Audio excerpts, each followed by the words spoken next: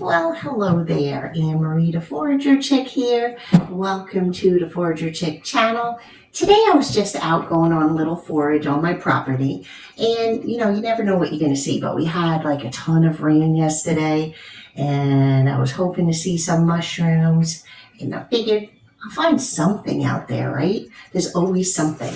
Well, here it is, March, I believe it's the 8th. I'm not even sure what day it is, but it's Sunday. I did find pine because, pine is out year round and all the pines in the south are edible. This one is probably one of the yellow pines, slash pines. I never know which one it is exactly. It's not white pine. You have to go a little bit further north in order to get the white pine. But pine needles contain a natural yeast on them. So you could make pine needle Sprite with this. Yep. I'm going to do that, and that'll be a separate video. Of course, you can also make the pine needle shortbread cookies, and I have that video. I'll link up here for you guys if you want to check that out. So, it's an edible tree. The needles are good for you. They're high in vitamin C. The pollen is about to come out, and I will start to collect that pollen. That pollen is good for you. It is. I know, you're thinking I'm crazy and whacked out. But seriously, the pollen, when it's concentrated, you take it out of the little catkins and it makes this beautiful yellow powder. It actually tastes really good, but I just put a spoonful in my smoothie and it gives you a boost of energy. For guys, it boosts the testosterone, although in women, it probably boosts testosterone a little bit too. You can tincture it to make it even stronger, but it's a really good part of the plant, part of the tree to use. And pine cones, when they're green and they fall off after a storm, you can take these green pine cones and shove them into a jar, like a quart canning jar, as many as you can fit in there. Like just squeeze them in there. And then just put your best sugar on top, like brown sugar, a good organic brown sugar, and leave it for about a week. And you'll notice that all the moisture is going to start to come out of those pine cones, and it's going to create a syrup with the sugar. So what I do is I usually wait about a week. If I notice that, the level has gone down of the sugar, but it's not quite completely brown because it's going to suck out all the green out of the pine cones, then I'll add more sugar and leave it a little bit longer. Then when it's all liquid, what I do, it's not quite ready then. You can take it that way, but it's best if you take the whole thing, dump it in a pot, get it all heated nice. Then you can fish out the little pine cones, strain out your syrup, and store it in the refrigerator. It's called Mugolio, but it's really good. Delicious. All right. So I knew I would find pine, at least that, right? I really was looking for morels. On my property, we had morels a couple of years in a row, and I do not have ash trees. Not that I know of. I've not seen one. I do have tulip poplar trees. I don't have any sycamore trees. I do have a creek. I have privet, but it was just really random that we had them for a couple of years in a row in this one concentrated area. So I thought I'd go out and see, because they were pretty large too when we found them. But they are out now in Georgia. So if you are a morel hunter, get out into the woods, find you some bottomlands with tulip poplars, sycamore, mostly sycamore and ash trees, and a whole lot of privet. I mean, so much privet that it looks like snakes are in there, because that's the environment, truly. If you see a lot of leafy stuff around, a lot of leaves like oak leaves, sweet gum leaves, you're in the wrong place. So try to find your creek. All right, then my favorite little weed is out, chickweed. See that? So I thought, let me see if I can find one with flower. That one you can kind of see. Let's see. You can kind of see the flower. It won't focus too much, but I'll get you a nice close-up on that in a minute, and you'll be able to see it a little bit better. But chickweed is a very juicy plant, and it's out when the weather is kind of cool and it's wet. It's usually only out in the springtime until it gets hot. Well, of course, here it's gotten hot too early, so it's already leggy. And I hope that doesn't mean it's going to go away. So I figured, let me go ahead and get a whole mess of it. I mean, look at that basket. And there's mushrooms under there. I'll show you in a minute. But this is a very juicy plant, even though it's very wet from the rain. But you can take this plant, squish it up in your hands. Now, of course, it's more wet now, so it would be better if I showed this to you when it was dry. But it's really juicy and kind of slippery. So if you have a rash, like a hot, irritated red rash, you could take this chickweed and make a little poultice and put it on there. Or even if you just got bit by a bug and you don't have anything on you, you could take the chickweed and rub it on and it'll cool it down pretty quick. So I like chickweed, and I use it, I make a salve with it, and I mix it with plantain, which I'll show you in a minute.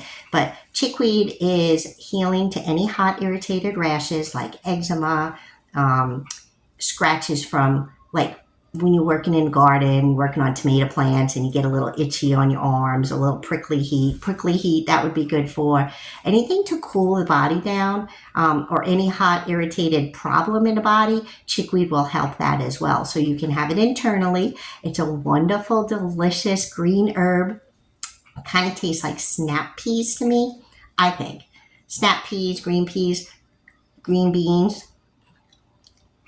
baby spinach. But yes, this is one of my absolute favorite herbs to make pesto. And when you make pesto, and I have a video for that too, so I'll share it up here at the top. I'm never sure which side it goes on. The pesto is so much better than basil pesto because, for one, it's free. You just got to go out there and pick it, right? And it stays green for a really long time.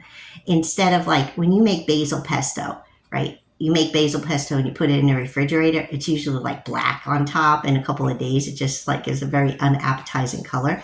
But chickweed pesto stays green for like weeks. And I like to freeze this. So I'll just mix the chickweed with whatever other herbs are out there too, or just by itself. I'll use nutritional yeast. Sometimes I'll use locatelli, which is a pecorino romano. I'll use sunflower seeds instead of pine nuts because pine nuts are way too expensive and sunflower seeds are more nutritious in my opinion. And then I'll add garlic, a little bit of lemon juice, salt, pepper, olive oil, the works. And then you could use it as a dip. You could use it as a spread on a sandwich. You could mix it with pasta, the obvious one. You can mix it with your eggs. You could mix it with some vinegar and make a salad dressing. Or you could just take the fresh chickweed and eat it like a salad, put it in a smoothie. I did that the other day because I didn't have enough spinach, so I had chickweed. I put that in my smoothie. You can't taste it in a smoothie. I mean, once you add like a banana and some strawberries or raspberries, blueberries, you won't taste the chickweed at all. So that's a really, really good plant. And it's making my table. You can't see it, but my table is like soaking wet right here. Let's see what else. Oh, plantain. So I mentioned the plantain a minute ago. When I do a chickweed salve, I add plantain in it. So plantain is very healing to the skin too. It contains allicin, and it's very good at healing any kind of like wounds and rashes, and it's just an all-around great herb for healing just about everything on the body. And so to identify the plantain, you can see that leaf. It has vertical veins going from root to tip. You can see it on the back. There's usually about 4 to 5 in this narrow leaf plantain. So this is narrow leaf plantain, Plantago minor, Plantago lanceolata. I had to think for a minute. I wish I had broadleaf plantain here. I don't in my area. I think it tends to be more where soil is loamy and my soil is very clay-like. But plantain, of course you could eat it too. It's not the best tasting herb. It's kind of bitter, but you can add it to your salad. I do like, the one way I do like to eat this is I pick, when I do find the broadleaf plantain, I'll make a pot of salted water and then drop the plantain leaves in it just ever so briefly, maybe 30 seconds, a minute max. Take them out, put them in a dish, dry them off slightly, put them in a dish and put on some soy sauce or coconut aminos, a little bit of ginger, crushed red pepper. Oh my gosh, it is so good, so delicious. So that's plantain. And yeah, I'll mix it with my chickweed. I'll infuse it at olive oil, and then I'll make a whole big amount of it so I could store it in the refrigerator after I infuse it and strain it. And when I infuse my salves, I know I have a salve recipe somewhere on here, and I could share that too for you guys. And I'll put it down there somewhere for you. But when I make my infused oils, I do it a different way. Every herbalist is different. Yes, 9 herbalists, you can get 9 different directions on how to do something, make medicine.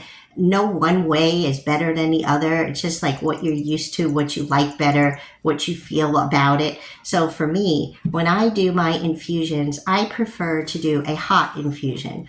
I use a crock pot if I'm doing a large amount, which I will be tomorrow, because this is very wet. Actually, it'll be tomorrow. I do a crock pot, and then if I'm only doing a small amount, like maybe a pint, I'll take a pint canning jar and I'll put all the herbs in there and pour the olive oil over it, and then get a pot of water, about that much water, and simmer it for about an hour. And that usually will make a really good oil. Now, if it's in the crock pot, I do it on super low, and it's about anywhere from 2 to 3 hours. It's always different with every herb. When the color starts leaving the plant in the oil, and it smells very herby and rich, and it looks like a darker color, it's ready. So don't overcook your herbs, because if you smell like they're burning, it's too late. Then you got to start over. Some people will do it the solar method. I do not like to do that, because if you forget about it, you've ruined all that olive oil.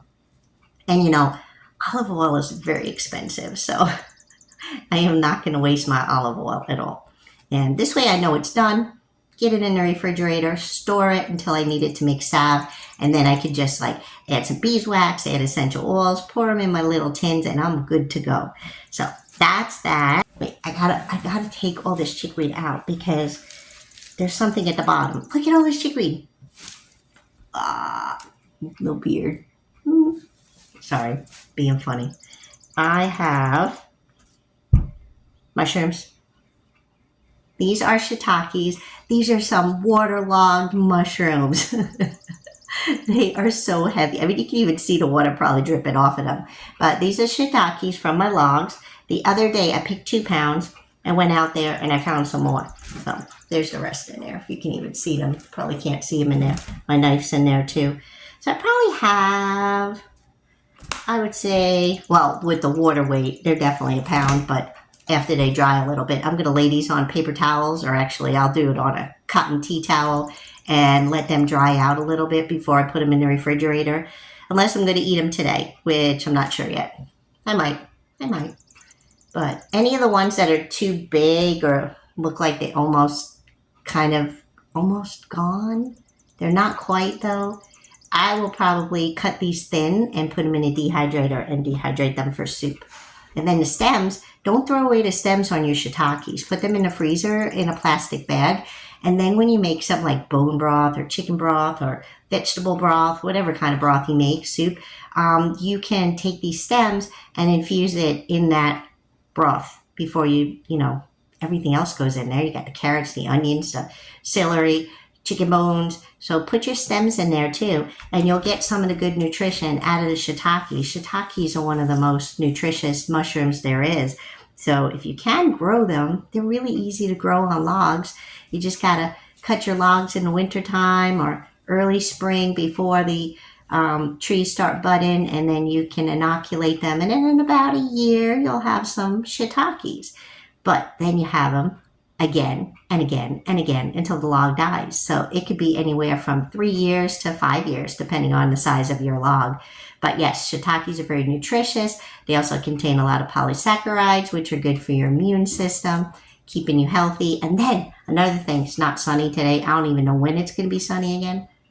But you could take these like this, put them outside with the gills facing up when it's sunny for about an hour. And these mushrooms will absorb the vitamin D from the sun. Then you get your vitamin D that way. You don't have to take a pill. Oh yeah, one other thing. Do you know what this is? This is a teeny tiny little prickly pear. I had planted these 2 years ago. These are the ones that are spineless. I got some from a friend of mine, and I dug them up and put them in my yard and never thought about them really. I look at them every so often. I see the little pads, but it's a really tiny little patch of them. Well, today I look and there it is, a little fruit. I don't know if it's ready. I've never picked these. It's really soft. Let's cut it open. Let's see what it looks like. Oh, might not be soft enough. Ooh, look. What do you think, guys? Should I taste it?